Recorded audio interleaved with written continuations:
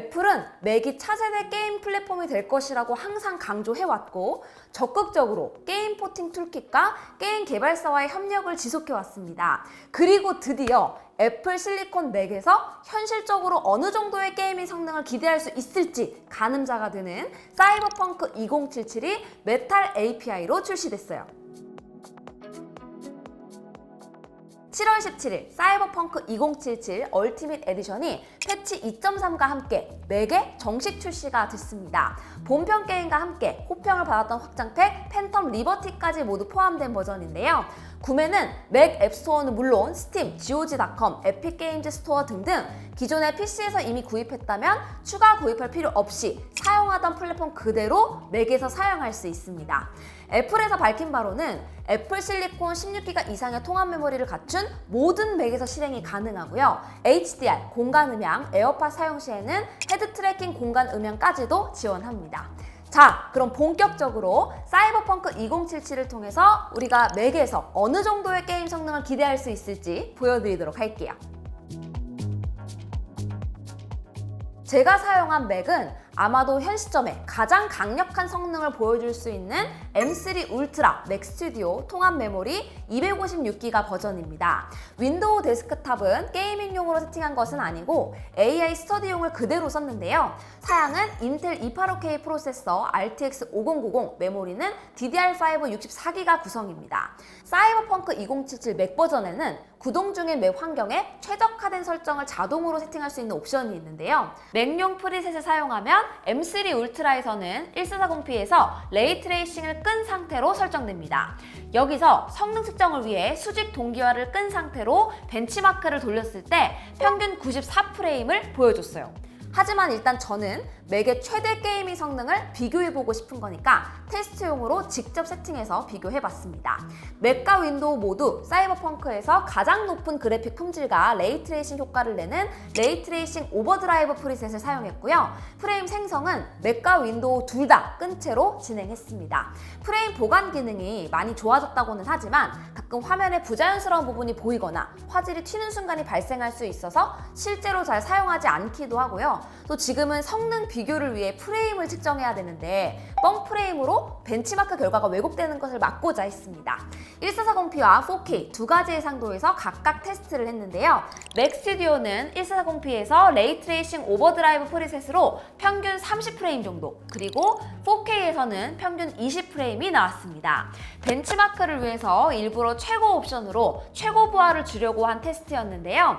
개인적으로는 맥용 프리셋을 기본으로 하면서 추가로 레이트레이싱을 활성화하고 패스트레이싱 빼고 전부 켠 상태로 레이트레이싱 조명은 중간으로 설정하면 평균 55프레임, 최소 46프레임 결과가 나옵니다.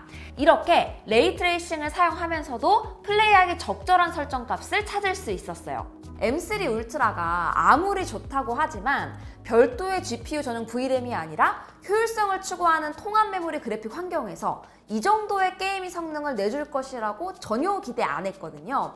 게다가 이 작은 기기를 생각하면 애플에서 정말 자신 있어 할만하구나 싶었습니다. 물론 윈도우 PC와 비교할 만한 성능은 아니죠. 게다가 PC 게이밍의 최고 성능을 내주는 RTX 5090은 정말 괴물 같은 성능이라는 말이 아깝지 않습니다. 1440p에서 평균 116프레임을 넘고 4K에서도 평균 90프레임을 보여줬어요. 물론 지금 이 데스크탑에 돌고 있는 팬의 숫자와 500W가 넘는 GPU 전력 사용량을 생각하지 않을 수는 없지만 그냥 의심 없이 최고 성능을 내는 그래픽카드인 것은 확실합니다. 두 플랫폼이 게이밍 성능 한정에서 이런 차이를 보이는 이유는 하드웨어 아키텍처와 주요 기술 구현 방식에 있습니다. 맥은 CPU, GPU, 메모리가 하나의 칩에 담긴 통합 메모리 아키텍처를 사용하죠. 이 구조는 CPU와 GPU가 데이터를 공유할 때 아주 효율적이고 전력 소모가 적다는 큰 장점이 있습니다. 다만 GPU만을 위한 VRAM이 분리되어 있지는 않아서 피크 성능을 높이는 데는 한계가 있어요. 반면에 PC는 CPU와 GPU가 분리되어 있고 그래픽카드에는 GPU 전용 VRAM이 탑재되어 있죠. RTX 5090 기준으로는 32기가 VRAM을 갖고 있어서 대용량 그래픽 데이터를 빠르게 처리하는 데 특화되어 있습니다. 복잡한 텍스처나 특히 높은 해상도에서 더욱더 절대적인 성능 우위를 보여요.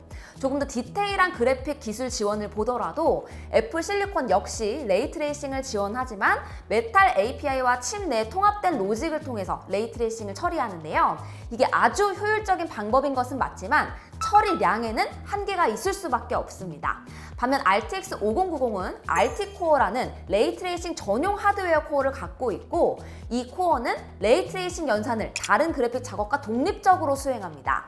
당연하게 압도적으로 빠르게 처리할 수 있어요.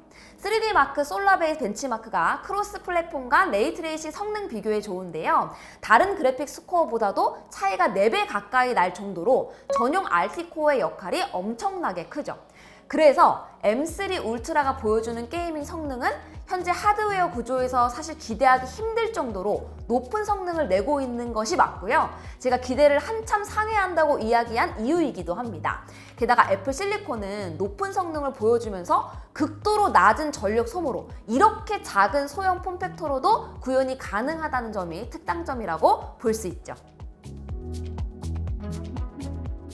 제가 사이버펑크 2077을 2시간 넘게 플레이를 해본 적도 없이 그냥 벤치마크용으로만 열심히 쓰는 게임인데요.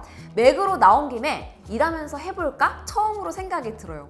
이번에 사이버펑크 2077의 맥 출시는 그냥 맥에서 할 만한 게임이 하나 더 늘었다는 것을 넘어서 앞으로 맥 게이밍 환경에 시사하는 점이 많습니다. 첫 번째로 앞서 본 대로 애플 실리콘의 게이밍 성능을 입증하는 계기가 됐죠.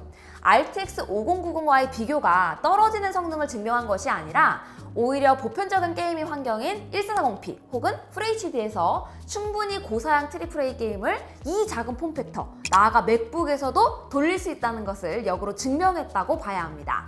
두 번째로 사이버펑크 2077은 다이렉트 X 기반의 최신 기술이 가장 먼저 적용되는 게임인데요. 이게 메탈 API를 통해 최적화된 모습은 다른 개발사들에게도 맥 게이밍 시장에 대한 가능성과 포팅에 대한 자신감을 심어줄 수 있습니다.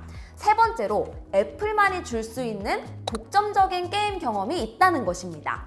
헤드 트래킹을 통한 공간 오디오, 공간 음향 같은 기술은 애플같이 소프트웨어와 하드웨어 그리고 주변 기기까지 통합된 생태계가 갖춰지지 않은 PC에서는 쉽게 구현하기 힘든 경험이에요. 이 게임이 맥에서 된다는 것을 넘어서 이제는 맥에서 하면 다르다고 하는 이야기가 나올 수 있는 여지가 있는 거죠. 오늘 사이버펑크 2077이 맥으로 출시가 되면서 맥 게이밍의 현주소를 점검하고 어떤 의미가 있는지 살펴봤는데요. 그동안 유저들이 포기하고 있었던 맥 고사양 게이밍 영역까지도 애플 실리콘이 소화하면서 게이밍 플랫폼으로서 가능성을 확인할 수 있었습니다. 전력 효율성 기반의 소형화된 형태로 얼마든지 게이밍 하드웨어 생태계도 넓혀갈 수 있을 것 같은데요. 앞으로 맥에서 어떤 게이밍 경험이 펼쳐질지 정말 기대가 많이 됩니다. 궁금한 점 남겨주시고요. 그럼 저는 다음 영상에서 또 인사드릴게요.